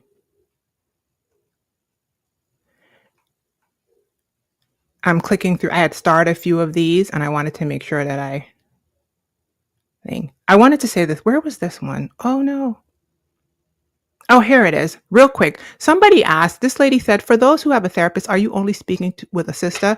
I wanted to respond to this. So I worked with a white male therapist for years and he revolutionized my life. Okay. That man put in the work. Then I had a part-time job that offered free therapy and I love a therapist, D. Okay, so I'm going to get both. I had both happen at the same time. They paired me with a Black woman from the Caribbean.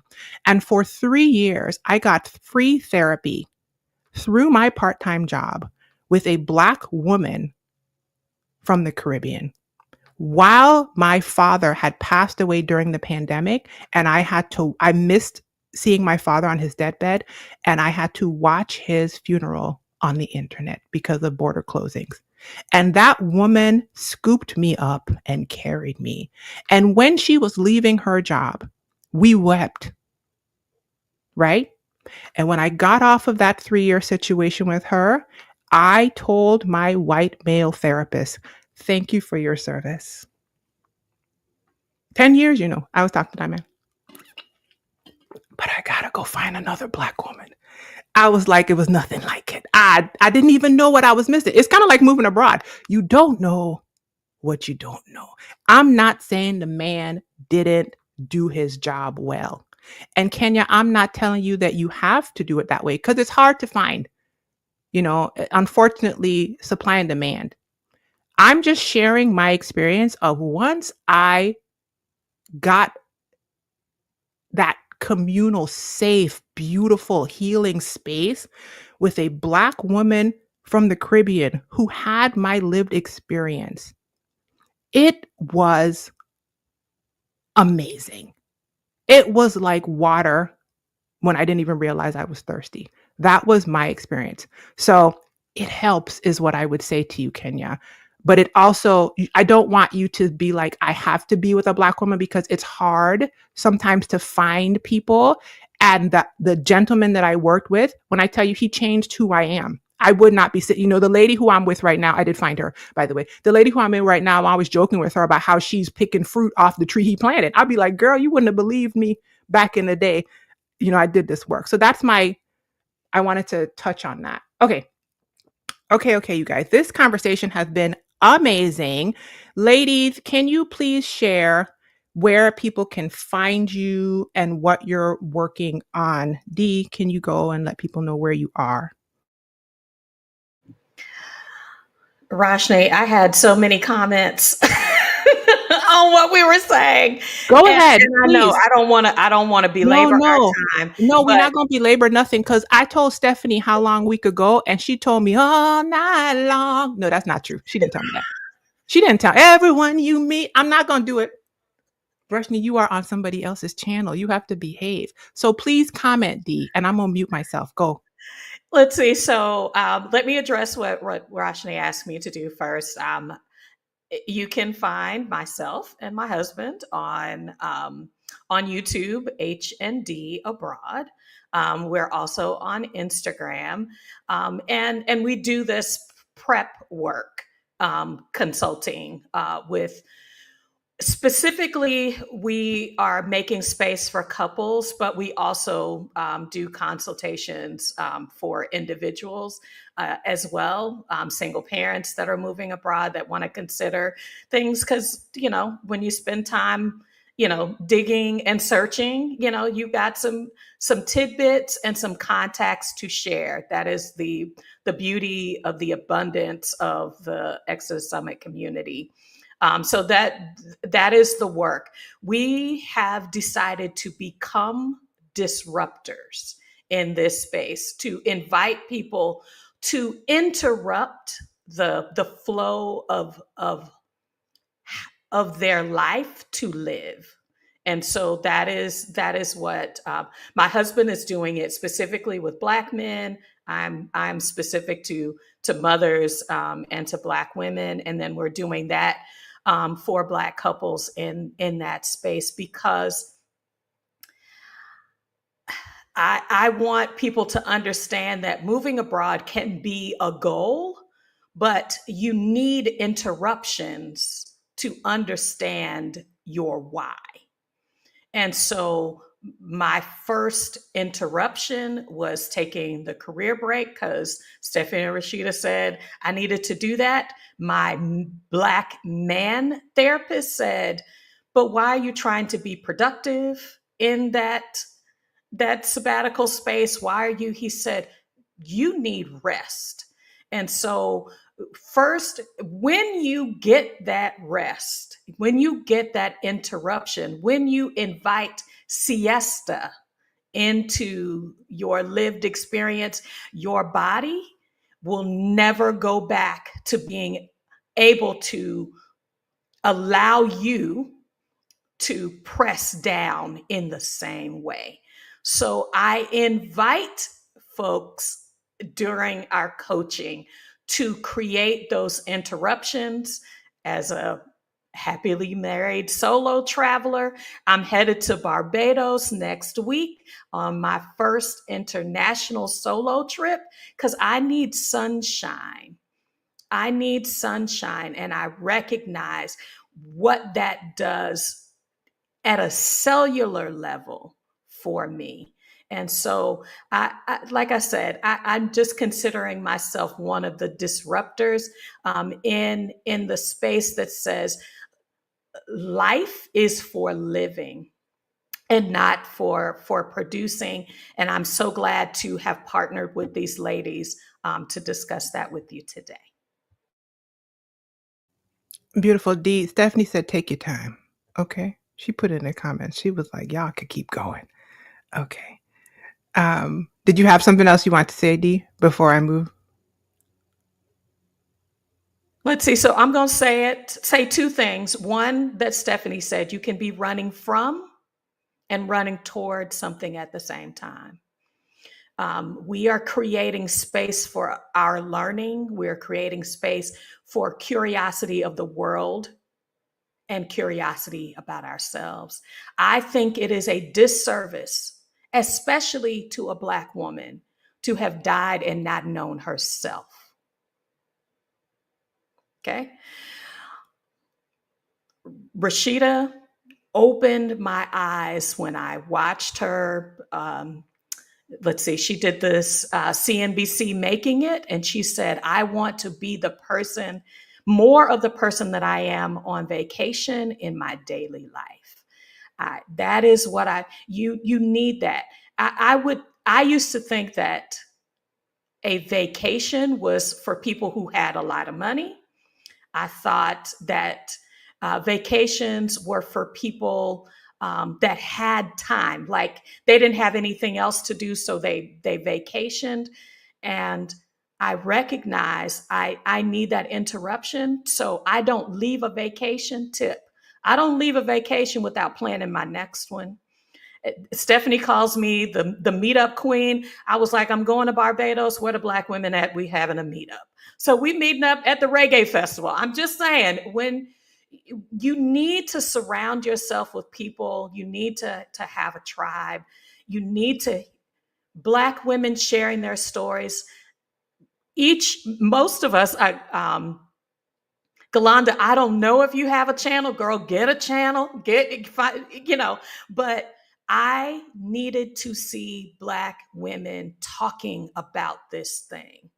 And I am grateful to the internets to allow me to come close to Marissa and her work. To be able to say I'm a Black woman healing because I'm an active part of Roshni's community, and that I can now might write my own love notes so that Black women will know that the process of doing a thing is success, can be success in your mind. So I wasn't sure how I could come today, but being in this space, y'all, energetically, I'm receiving something. And I hope that you all, those that are participating in this space, have also received something from us today. Thank you, Dee. Yes, Galanda has a channel. I just dropped it in the chat, you guys. I'm going to let Galanda talk about it. But you think somebody's going to be my friend and I ain't trying to get them up here on the internet to tell their business? Dee, come on now. I said, Galanda, come on. You got to resurrect. Because she wasn't, but you got to resurrect this channel. And I'm just going to say this for those who asked, and then Galanda, I'm going to have you talk. Somebody said, hey, Galanda, could you please talk more about Ghanaian citizenship? Not in this conversation. However, Galanda does have a channel. Amen. And so I'm going to drop it in the chat one more time. It's Galanda B. I'll let her tell you about it. Go over there, follow her, and you can learn so much from this emotional awareness coach? Dedicated. No, you tell the people your stuff, Galanda. Tell them. Okay, hello again. Yes, I do have a channel. Thanks to my dear friend Rushni being my accountability partner to keep me on track and be consistent with it, where I do talk about emotional awareness, mindfulness, and some throwing in some things about my life here in Ghana. My channel initially was just supposed to be about mindfulness and emotional awareness, with maybe a little bit of yoga thrown in because I am a certified yoga and meditation facilitator as well. But since moving to Ghana, people find interest in that content as well. So I've been sprinkling that in as well. So I am weekly on Wednesdays, drop videos on YouTube, and working on being more consistent again on Instagram. But I am Galanda B on all of the platforms. So whatever platform you on, if you look for Galanda B, you might find some meditations, you might find some yoga, who knows? But that's where I'm at. I'm happy to have all you all. I do individual coaching. I do have monthly coaching as well, and I am working on a menopause course. I have it, and the the deadline keeps getting moved for that content, but spirit just keeps, smacking me in the back of the head, like, what you waiting on? What you waiting on? Get it out there. Um, for menopause support for women from a lot of different angles, mental and emotional, somatic and physical, and then spiritual, incorporating meditation, crystals, herbs, and things of that nature. So I'd love to see you.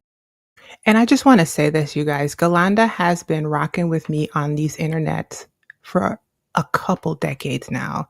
I think I met Galanda in my natural hair days in the comments. Girl, I don't know where I met you. Okay. I don't know where I Yeah. met Galanda, but you want to talk about, I'm about to give you flowers. Oh, you want to talk about a consistent, beautiful spirit in all her formats, okay? Whether she was stressed out in the United States, whether she was trying out Ghana for a second, whatever she was doing, okay? A consistent, beautiful light. So I dropped her channel in the comments for you guys. Um, she is Galanda B everywhere.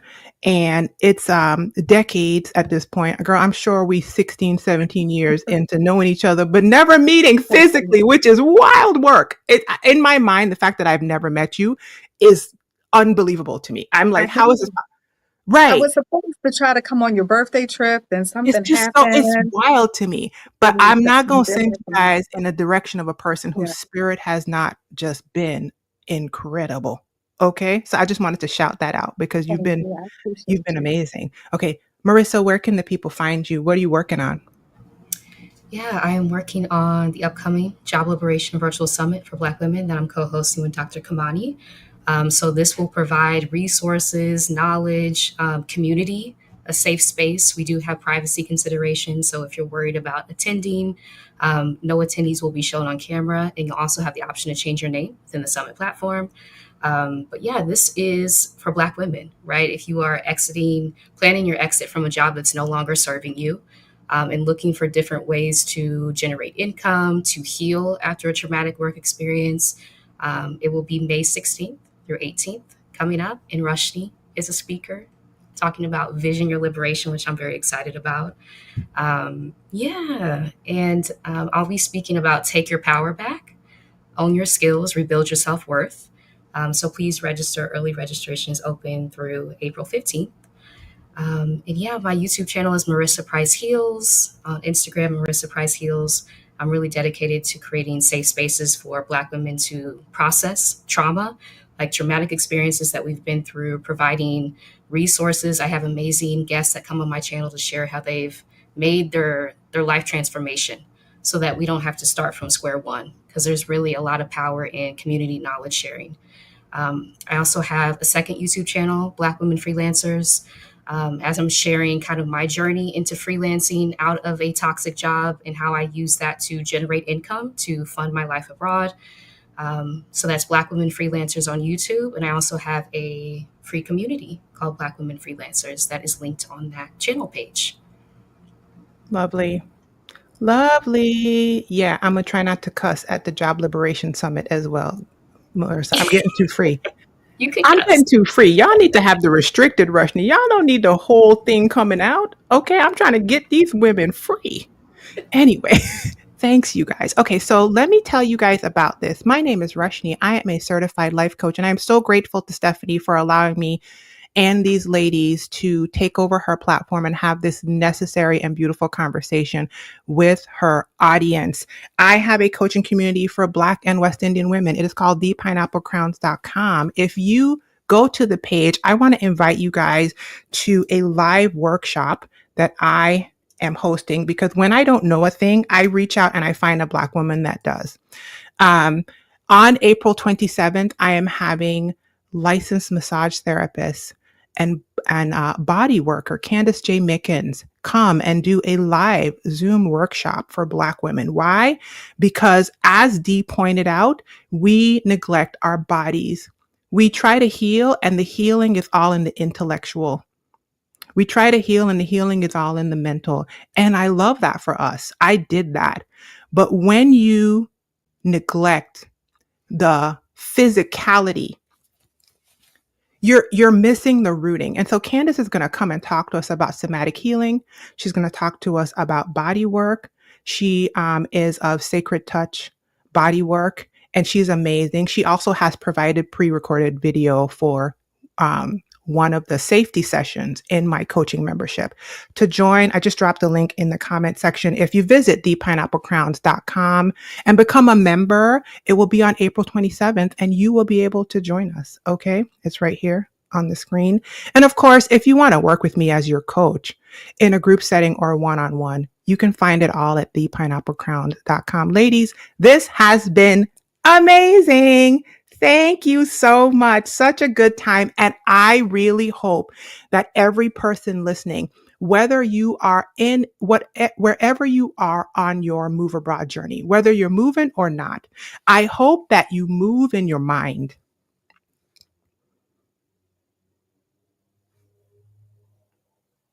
That's what I'm hoping.